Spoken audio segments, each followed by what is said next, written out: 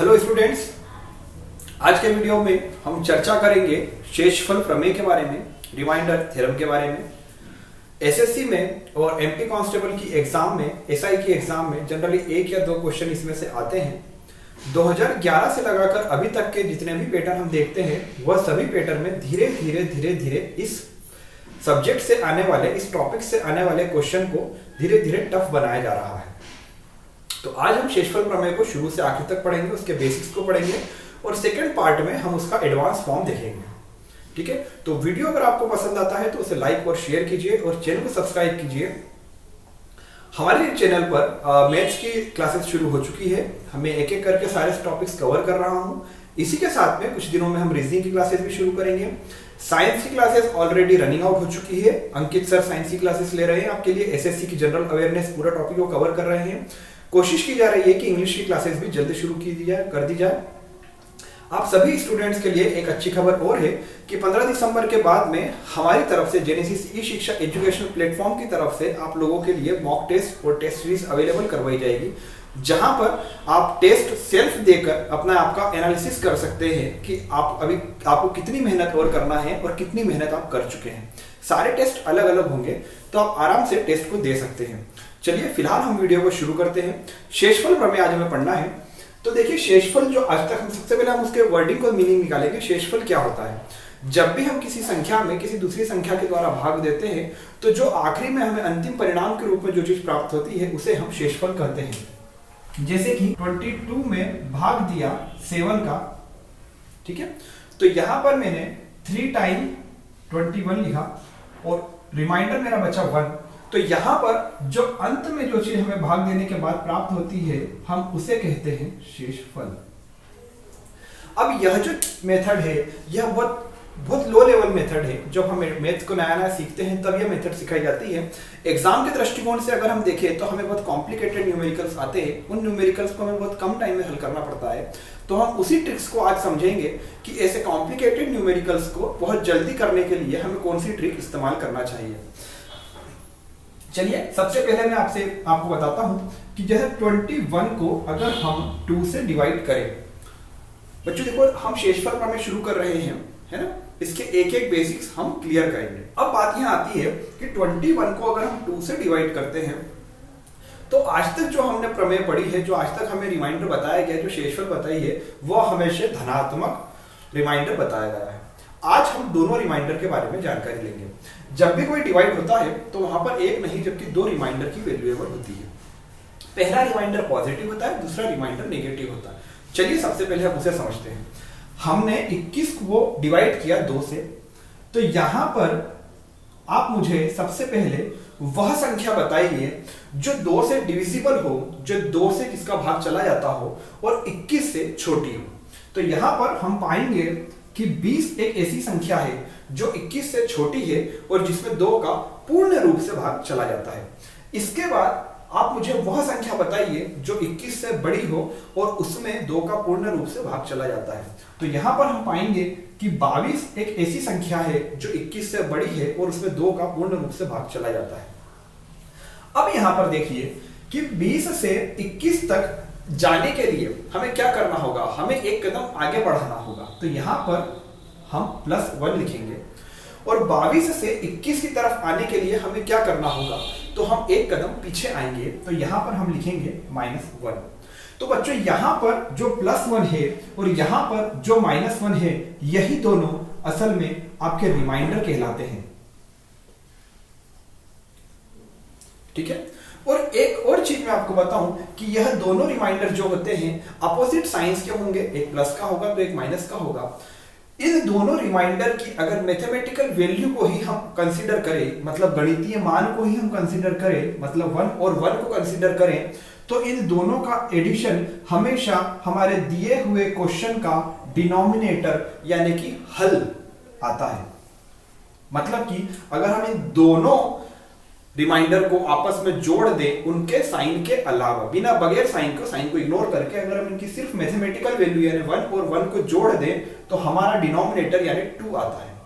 आ गया बेटा समझ में? आता अब क्या करते हैं, हम यहाँ पर दो रिमाइंडर होने के बाद भी एक ही रिमाइंडर हमेशा क्यों लेते हैं? तो बेटा आज तक हमने जितना भी पढ़ा है उसमें हमें सिर्फ धनात्मक पढ़ाया गया है, लेकिन अब हम कॉम्पिटिटिव एग्जाम की तैयारी करेंगे, इसलिए हमें ये दोनों चीज डिटेल में पढ़ना है। ध्यान रखिए, जब हम ऋणात्मक वैल्यू को कंसीडर करते हैं, जब हम नेगेटिव वैल्यू को कंसीडर करेंगे, तो हम आंसर शो करने के पहले डिनोमिनेटर में से उस नेगेटिव वैल्यू को घटाएंगे और जो रिजल्ट आएगा वह हमारा कहलाएगा रियल आंसर, वह हमारा कहलाएगा एक्चुअल रिमाइंडर। ठीक है, आगे मैं समझाऊंगा एक एक करके। जैसे मैं बताता हूं, मैं अगर कहता हूं कि मुझे 65 डिवाइडेड 7 करना है, तो यहां पर आप बताइए 65 से एक ऐसी छोटी संख्या बताइए जो 7 से डिविजिबल है। तो आप जानते हैं यहां पर 65 से एक छोटी संख्या जो 7 से डिविजिबल है वो होगी 63, और एक संख्या ऐसी बड़ी बताइए जो 7 से डिविजिबल हो लेकिन 65 से ज्यादा हो। तो यहां पर आपका आंसर होगा बेटा 70। अब 63 से 75 की तरफ जाने के लिए हमें 2 स्टेप आगे बढ़ना पड़ेगी, इसलिए हमने +2 लगाया है, और 70 से 65 आने के लिए हमें 5 स्टेप पीछे आना पड़ेगा, तो हम यहाँ -5 लगाएंगे। अब यहाँ पर अगर हम +2 कंसीडर करते हैं, अगर हम रिमाइंडर में +2 कंसीडर करते हैं, तो हम सीधे सीधे बोल सकते हैं कि हमारा रिमाइंडर 2 है। लेकिन अगर हम रिमाइंडर में -5 को कंसीडर करेंगे, तो बेटा आप भी जानते हैं, हम भी जानते हैं कि माइनस के साइन में रिमाइंडर एग्जिस्ट नहीं होगा, तो इसलिए हम इसे जो डिनोमिनेटर है 7 इसमें से माइनस करेंगे, और फिर जो आंसर आएगा उसको हम कहेंगे कि this is the actual reminder for this question. Okay, यहां तक मैं आशा करता हूं आपको समझ में आया होगा। मैं कुछ और मैथमेटिकल टर्म्स से आपको समझाता हूं।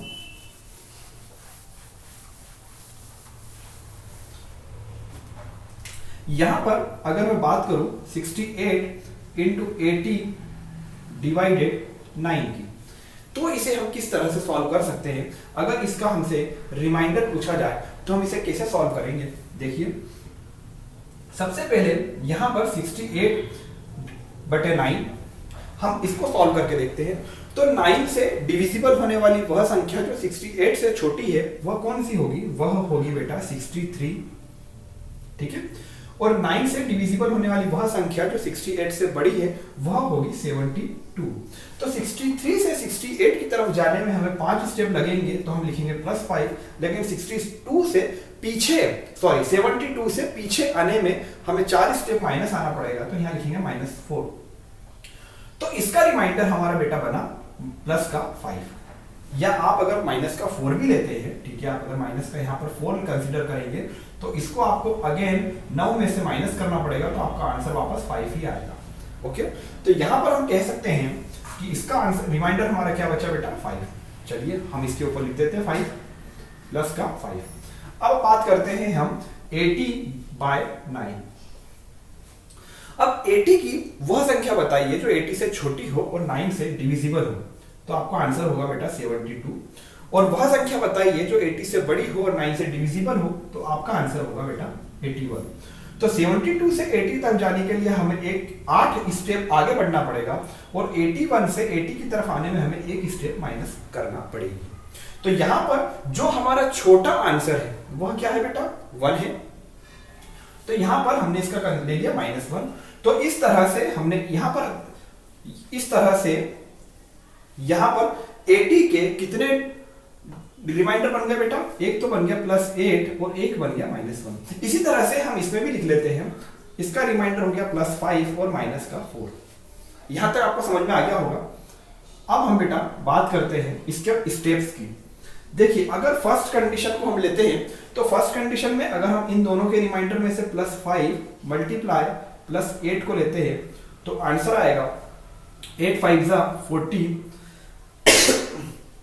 ठीक है, सेकेंड अगर हम देखें तो सेकेंड कंडीशन में 5 का मल्टीप्लाई हम इसमें करके देखते हैं, +5 × -5, तो आंसर आता है -5। थर्ड अगर हम देखते हैं -4 को +8 से करके देखिए, -4 × +8, तो यहां पर आंसर आएगा आपका बेटा -32। और अगर फोर्थ कंडीशन हम देखें तो यहां पर आंसर आएगा -4 × -1 = माइनस माइनस माइनस प्लस तो आएगा 4। अब यह सारी कॉम्प्लिकेशंस आए हैं तो इस कॉम्प्लिकेशंस को हम एक एक करके सॉल्व करते हैं। देखिए 40 सबसे पहले वाले केस में अगर हम इस वाली कंडीशन में 5 रिमाइंडर लेते हैं और इसमें हम 8 रिमाइंडर लेते हैं तो इन दोनों रिमाइंडर का मल्टीप्लाई करने के बाद हमारे पास 40 आंसर आ रहा है। तो इस 40 आंसर के लिए हम एक नियम फिर याद करेंगे कि अगर मैथमेटिकल टर्म को सॉल्व करने के दौरान हमारा रिमाइंडर डिनोमिनेटर से ज्यादा आएगा तो हम उस रिमाइंडर को डिनोमिनेटर से फिर से डिवाइड करेंगे। तो यहां पर हमारा जो रिमाइंडर है ये डिनोमिनेटर यानी हर से ज्यादा आया है, बड़ा आया है, तो इसलिए हम इसे फिर से डिवाइड करेंगे और अब की डिवाइड करेंगे तो बेटा क्या रिजल्ट निकलेगा आप बताओ। 40 से छोटी संख्या जो 9 से डिवाइड हो क्या होती है बेटा 36 और 40 से बड़ी संख्या जो 9 से डिवाइड होती है वो होती 45।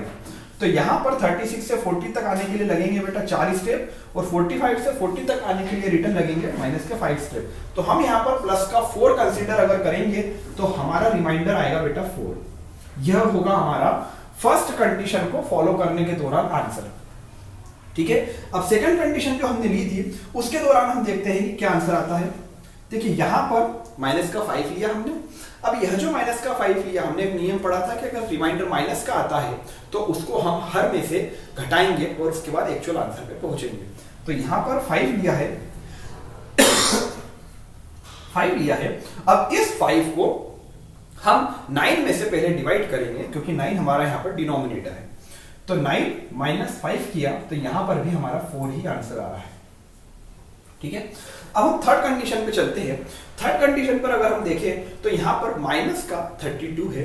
तो यहां पर हम माइनस के 32 को सबसे पहली बात यह बड़ा है 9 से बड़ा है तो हम इसको सबसे पहले डिनोमिनेटर से डिवाइड करेंगे। तो डिनोमिनेटर से डिवाइड करने के बाद बेटा वापस 2 रिमाइंडर आएंगे इसके। पहला रिमाइंडर अगर हम देखें तो क्या बनेगा 9 3 27। तो 27 अगर बनेगा तो हमको 5 स्टेप प्लस की आगे जाना पड़ेगा। और अगर हम 9 4 36 लेते हैं 9 4 36 लेते हैं तो माइनस के 4 स्टेप हमें पीछे आना पड़ेगा। तो एक तो साइन जो पहले माइनस का लगा था वो माइनस का यहाँ एज इट इज है और 4 कदम हमें पीछे आना पड़ा 36 के लिए। तो यहां पर हमने क्या लिया बेटा माइनस का 4। ठीक है, तो माइनस माइनस प्लस हुआ, एंड में रिजल्ट आपका आ गया 4। वही आंसर आया बेटा। अंत में हम बात करते हैं 4 की। तो ना ही ये हमारा रिमाइंडर 9 से या डिनोमिनेटर से बड़ा है और ना ही ये रिमाइंडर हमारा माइनस में आया है, इसलिए हमें इसके ऊपर और कोई रूल्स लगाने की जरूरत नहीं है। यहां पर यही हमारा आंसर होगा। तो इस तरह से आप देख सकते हैं बेटा कि हम किन्हीं भी 2 डिनोमिनेटर को लेकर आगे सॉल्यूशन करेंगे तो हमारा आंसर जो है वो एग्जैक्ट ही आएगा। बस नियम हमें 2 याद रखना है। अगर रिमाइंडर माइनस में आएगा तो उस रिमाइंडर को हम सबसे पहले डिनोमिनेटर मतलब हर में से घटाएंगे और फिर हमारे आंसर पे पहुंचेंगे। और अगर हमारा रिमाइंडर डिनोमिनेटर यानी हर से बड़ा आएगा तो हम वापस डिनोमिनेटर या हर से उसको डिवाइड करेंगे, तब हम रिमाइंडर के एक्चुअल आंसर पे पहुंचेंगे। आशा करता हूं यहां तक आपको समझ में आया होगा। अगला देखिए, अगला हम कुछ इसका एडवांस लेवल देखते हैं, थोड़ा सा टफ लेवल पे आते हैं हम इसके।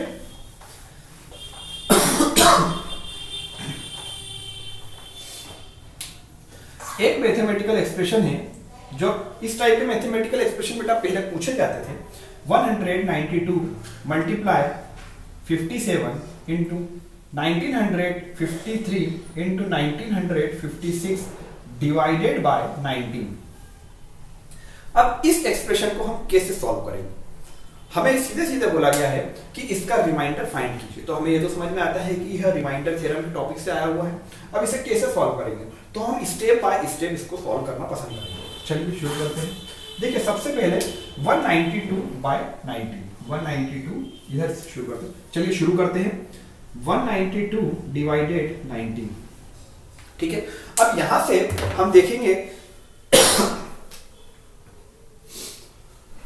192 के नियर बाय कोई ऐसा नंबर बताइए जो 19 से पूरी तरीके से डिवाइड होता है। तो एक नंबर आएगा बेटा 190। ठीक है, और 190 से 192 की तरफ हम आगे बढ़ेंगे तो हमारा आंसर क्या होगा बेटा प्लस का 2। ठीक है। अब यहां पर हम दूसरा रिमाइंडर किस लिए नहीं ले रहे हैं, सुनिए, क्योंकि अगर हम दूसरा रिमाइंडर यहां से लेते तो वह रिमाइंडर आता बेटा माइनस का 70। अब ये कैसे आया सर, आपने तो अंक नंबर निकाला नहीं और उसके पहले रिमाइंडर लिख दिया।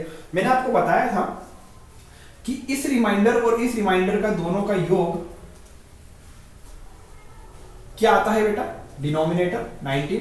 तो अगर मुझे यह पता है तो मैं यह दूसरा रिमाइंडर आसानी से निकाल सकता हूं। तो मैंने यहीं पर कैलकुलेशन लगाया कि अगर मेरा फर्स्ट रिमाइंडर प्लस का 2 आ रहा है तो डेफिनेटली डिनोमिनेटर 19 होने की वजह से मेरा सेकंड रिमाइंडर माइनस का 17 आएगा, जो मुझे कैलकुलेशन में काफी टफ देगा, इसलिए मैंने इसे कंसीडर नहीं किया।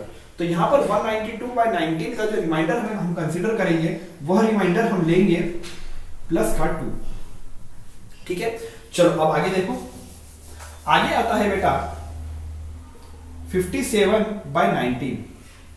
ठीक है, अब 57/19 जो आता है यहां पर देखिए, सॉरी इसको 37 कर लीजिए, क्योंकि 57 में क्या होगा बेटा, तो पूरी तरीके से वो डिवाइड हो जाएगा तो आपका आंसर 0 आ जाएगा।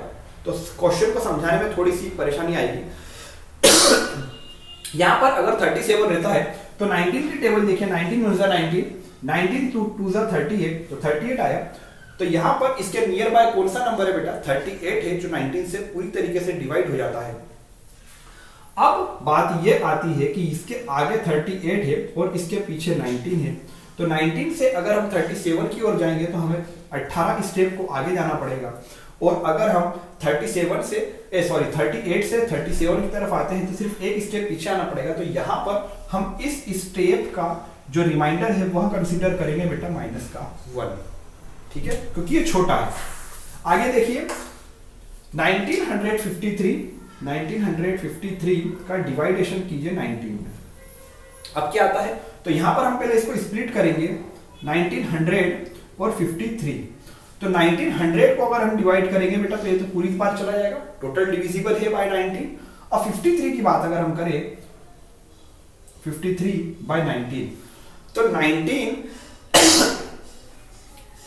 3 टाइम जाएगा 57 से और 2 टाइम में रहेगा 38 से।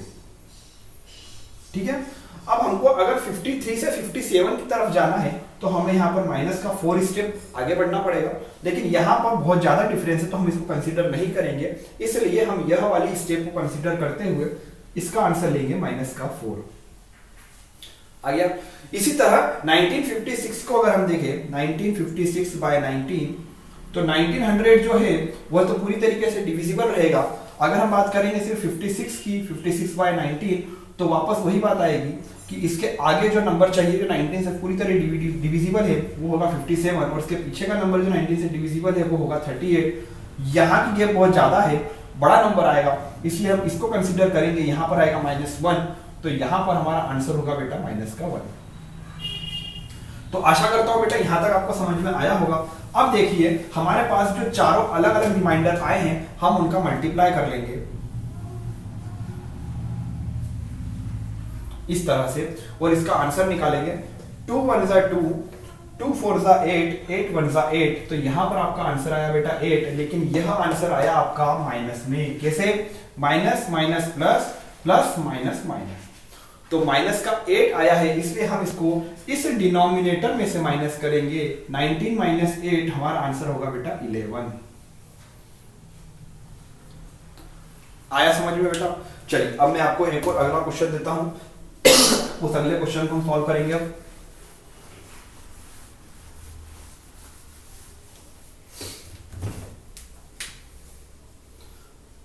163 multiply 63 multiply 1650 multiply 1678 divided by 16। चलिए अब हम इसको शुरू करते हैं बेटा करना। कुछ नहीं करना है, एक एक करके हम करेंगे। तो देखिए यहां पर अगर 163 को हम देखें, 163 डिवाइडेड 16, इससे छोटा नंबर 160 हो जाएगा, इससे बड़ा नंबर 176 हो जाएगा। तो 160 से 163 तक जाने के लिए हमें 3 कदम आगे बढ़ना है, लेकिन इससे पीछे आने के लिए हमें 13 कदम पीछे आना पड़ेगा। छोटा नंबर +3 है तो इसका रिमाइंडर हम लेंगे बेटा +3। आ गया समझ में? चलो अगला देखो 63 डिवाइडेड 16, तो 63 से छोटा नंबर जो 16 से डिविजिबल है 48, और 63 से बड़ा नंबर जो 16 से डिविजिबल है 64। यहां से यहां तक की गैप बेटा आप देखोगे तो 15 आएगी, लेकिन यहां से यहां तक की गैप माइनस की 1 है, तो हम यहां पर माइनस का 1 कंसीडर करेंगे। ठीक है, अगला देखो 1650, तो यहां पर स्प्लिट करो 1600 को अलग और 50 को अलग। 1600 तो टोटली डिविजिबल रहेगा, हम बात करेंगे 50 की, तो 50 डिविजिबल 16 आएगा। तो यहां पर अगर हम बात करेंगे तो 50 से जो छोटा डिजिट रहेगा, जो 16 से पूरी तरीके से डिविजिबल रहेगा, वो रहेगा 48, और जो 50 से बड़ा नंबर रहेगा वो रहेगा बेटा 64। आप देख सकते हैं 50 से 64 की तरफ गैप ज्यादा रहेगी, माइनस का 14 रहेगा, लेकिन वहीं पर 48 से 50 के बीच में गैप कम रहेगी, प्लस का 2 रहेगा। साइन कैसे आए हैं मैंने अभी आपको थोड़ी देर पहले बताया था। तो 2 को हम कंसीडर करेंगे तो यहां पर हमारा रिमाइंडर हो जाएगा प्लस का 2। आगे देखो 1678 को हम डील करेंगे। 1678 में बेटा टुकड़े करो, 1600 तो पूरी तरीके से डिविजिबल है, 78 को अगर हम डिविजिबल डील करेंगे तो 78/16 करेंगे। अब 78 से बड़ा नंबर जो 16 से डिविजिबल है वो है 80, और 78 से छोटा नंबर जो 60 से डिविजिबल है वो है 64। 64 और 78 में टोटल 14 का डिफरेंस है, लेकिन 78 और 16 में केवल -2 का डिफरेंस है, तो हम यहाँ पर -2 को प्रीफर करेंगे, और यहाँ हम लिखेंगे माइनस का 2। चलिए अब इसको सॉल्व कर लीजिए।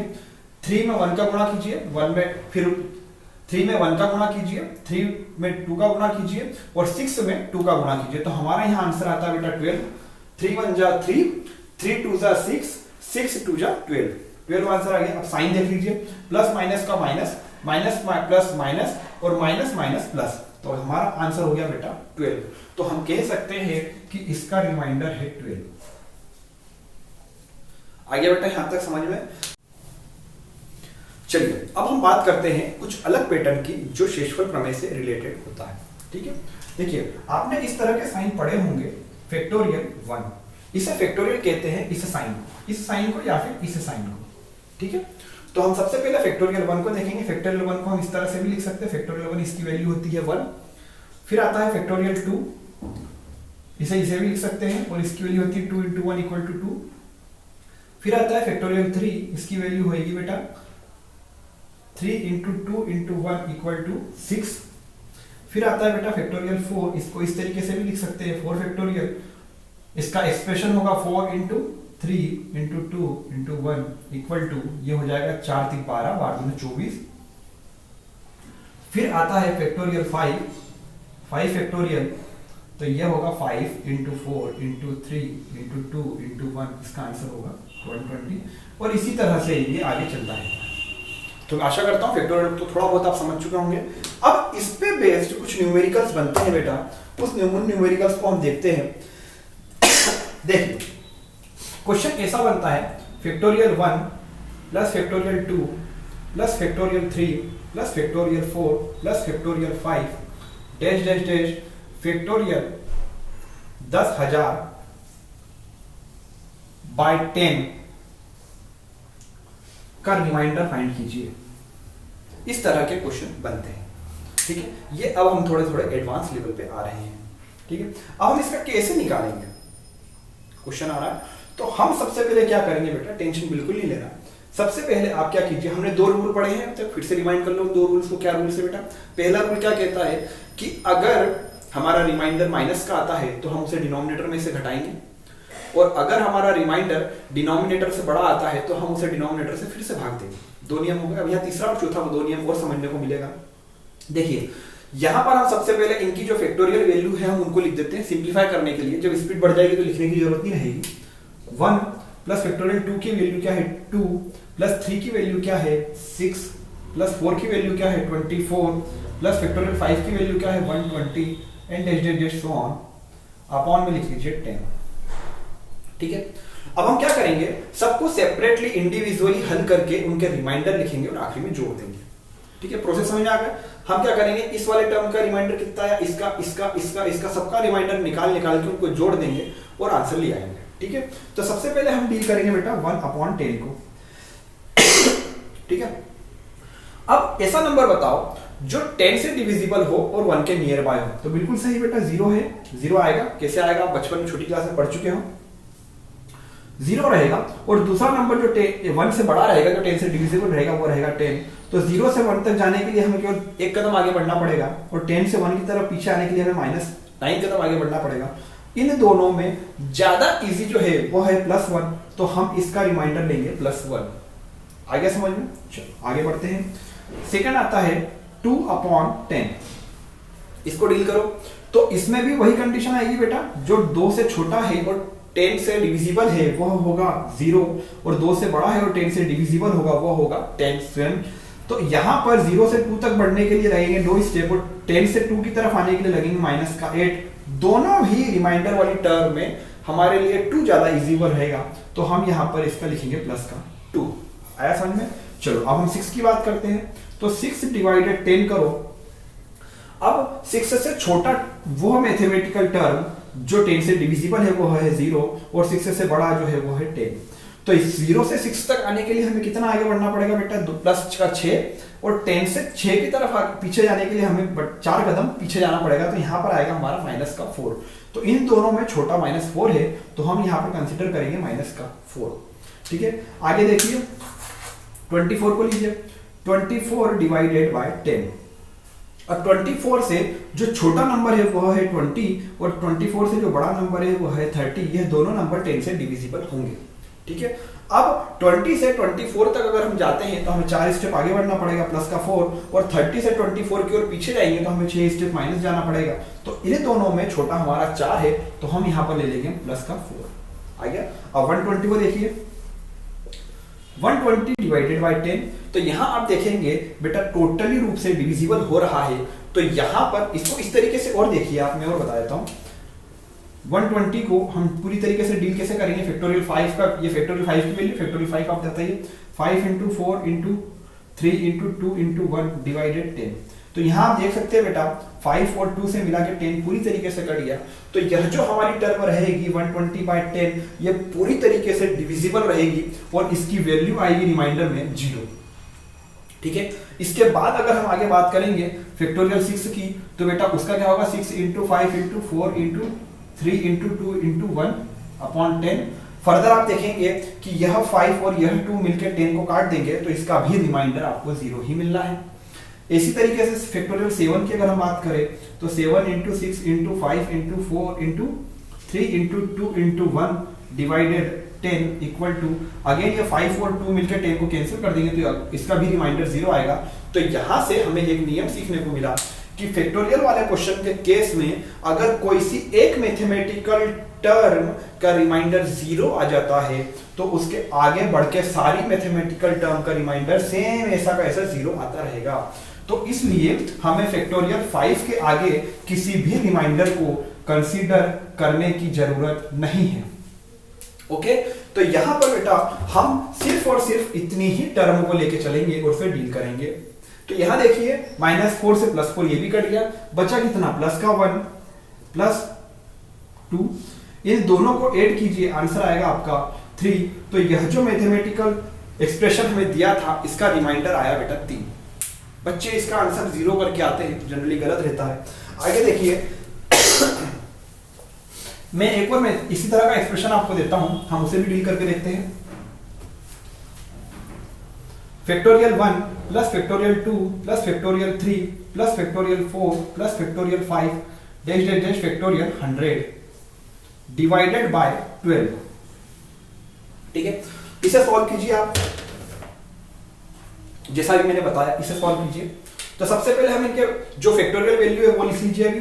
1, 2 की फैक्टोरियल वैल्यू क्या आएगी 2, 3 की फैक्टोरियल वैल्यू 6, 4 की फैक्टोरियल वैल्यू 24 और 5 की factorial value 120 plus dash dash dash, और बटे में आ जाएगा बेटा 12। अब हम इंडिविजुअल एक एक का करना शुरू करते हैं।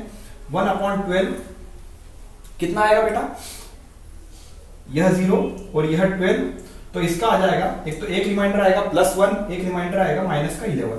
तो हम +1 कंसीडर करेंगे, तो यहां पर हम लिखते हैं +1। फिर सेकंड करो 2/12, अगेन 0, अगेन 12, यहाँ पर आ जाएगा प्लस का 2, यहाँ पर आ जाएगा माइनस का 10, दो रिमाइंडर बचे प्लस का 2 और माइनस का 10, तो हम प्लस का 2 लेंगे क्योंकि वो छोटा है, तो यहाँ पर हमने प्लस 2 ले लिया। ठीक है, आगे हम लेते हैं 6/12। इसमें हम देखेंगे कि 0 और 12, तो 0 से 6 तक जाने के लिए भी हमें 6 स्टेप चलना है, 12 से 6 में पीछे रिटर्न आने के लिए भी माइनस के 6 स्टेप चलना है। तो यहाँ पर दो रिमाइंडर बनेंगे, प्लस का 6 और माइनस का 6, दोनों इक्विवेलेंट है। हम यहाँ पर अभी प्लस का 6 ले लेते हैं। आगे देखिए 24/12, तो यहाँ पर आप देखिए यह पूर्ण रूप से डिविजिबल है, यह पूरी तरीके से डिवाइड हो रहा है बेटा। 12 से 24 डिवाइड हो जाएगा, तो इसका मतलब है कि यहाँ की वैल्यू 0 हो जाएगी। और इस हमने अभी थर्ड नियम क्या पढ़ा, जब फैक्टोरियल की वैल्यू 0 हो जाए तो उसके आगे आने वाले सारे फैक्टोरियल्स की वैल्यू 0 हो जाएगी। तो इसका मतलब है आगे हमको लेने की जरूरत नहीं है। तो इतना को ही डील कर लीजिए। 1 + 2 + 6 = क्या आंसर आ जाएगा बेटा इसका, 6 और 2 8 और 1 9 9। तो यहां पर हम कह सकते हैं बेटा 9 is the reminder value of this expressions. ठीक है, चलिए अब मैं एक तरीके से और आपको सवाल समझाता हूं, जो एक अलग तरीके से पूछा जाता है क्वेश्चन। एक अलग तरीके से जो क्वेश्चन पूछा जाता है वो हम क्वेश्चन में आपको बताता हूं। क्वेश्चन इस तरह से पूछा जाता है कि factorial 1, factorial 2, factorial 3, factorial 4 and dash dash dash factorial 100 का यूनिट डिजिट बताइए। ठीक है, अब देखिए बात असल में जो क्वेश्चन हमने अभी करा है ये वही क्वेश्चन है, सिर्फ पूछने का तरीका अलग हो गया। ठीक है, कैसे क्वेश्चन करा, देखिए हमने क्वेश्चन अभी क्या सॉल्व करा था थोड़ी देर पहले, factorial 1 + factorial 2 + factorial 3 + factorial 4 + factorial 5 dash dash dash upon 10। ठीक है, यहां सीधे सीधे क्या पूछा था उन्होंने कि शेषफल बताइए, यहां पूछा यूनिट डिजिट बताइए। बेटा केवल पूछने का फर्क है, सॉल्यूशन वही होगा, आंसर सेम आएगा। कैसे, देखिए यहां पर मैं एक इमेजिनरी नंबर लेता हूं 49826। ठीक है, ले लिया। अब एक काम यहां में ले लिया। अब एक काम करते हैं कि इसको हम 10 से डिवाइड करते हैं। तो 10 से डिवाइड करने के बाद फटाफट कर देता हूं मैं, देखो 4 टाइम 40 98, 9 टाइम 90, फिर 8, फिर 8 टाइम 82, सॉरी 80, रिमाइंडर 26, फिर 2 टाइम 20, तो रिमाइंडर बचा 6। इसका मतलब है कि किसी भी नंबर को अगर आप 10 से डिवाइड करोगे तो रिमाइंडर उसका यूनिट डिजिट आएगा। ठीक है, मतलब कि अगर हमने किसी भी संख्या को 10 से डिवाइड करा तो उसका जो यूनिट डिजिट है वही उसका रिमाइंडर बन जाएगा। आगे समझ में बेटा यहां तक। तो यहां पर आपसे पूछा गया है कि आप इस एक्सप्रेशन का यूनिट डिजिट निकाल के बताइए। तो आपको कुछ नहीं करना है, इस एक्सप्रेशन को सॉल्व करने से पहले पूरे के पूरे एक्सप्रेशन को 10 से डिवाइड कर दो, 10 से डिवाइड कर दो और फर्दर आगे उसको सॉल्व करना शुरू करो। तो यहां आप देख सकते हैं ये एक्सप्रेशन पूरा का पूरा इसमें कन्वर्ट हो गया। अब इसे आप इजीली सॉल्व कर सकते हैं और आंसर निकाल के दे सकते हैं। ठीक है, तो बेटा शेषफल प्रमेय को आज हम यहीं तक रखते हैं। कल हम इसके बारे में आगे जानकारी देखेंगे, शेषफल प्रमेय का थोड़ा और एडवांस फॉर्म देखेंगे और उसके बाद शेषफल प्रमेय खत्म हो जाएगी। फिर हम शुरू करेंगे परसेंटेज टॉपिक। Okay, bye.